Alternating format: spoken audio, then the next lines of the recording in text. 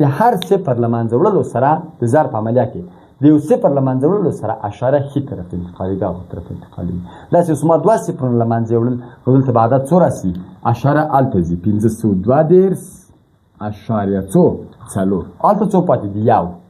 نو 532.4 چې په یو کې ضرب کړو بېرته هماغه راځي دلته وګوره 532.4 نو په ځواب کې څه فرق راغی نه که څه فرق رانغی نو ښه خبره ده چې موږ تاسې لاندې داسې حل راځم دویم سوال مثلا 3.881 وایي دا ضرب یې په زرو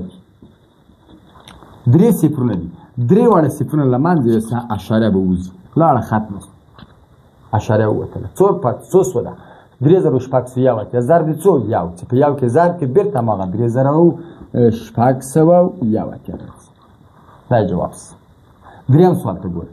شاید تاسو سره پوښتنه دا وي چې که چیرې ولرو چې 15.55 ضرب زر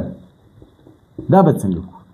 نو وګوره دوه صفرونه له منځه یوسه اشاریه ووتله لاړه څو سوله 550 نو اوس به دغه 550 راواخلې او ضرب یې کړې په څو کې په لسو 550 په لسو کې ضرب کړو نه صحیح نشي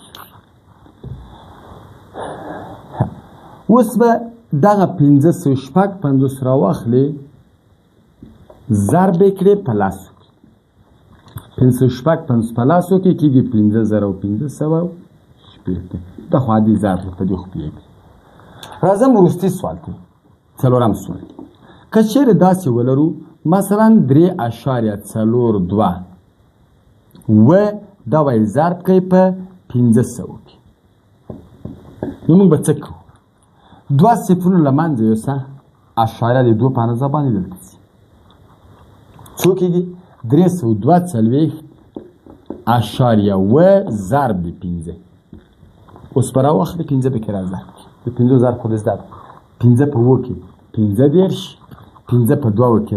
10 د 3 اصل د 14 5 پر 4 کې 20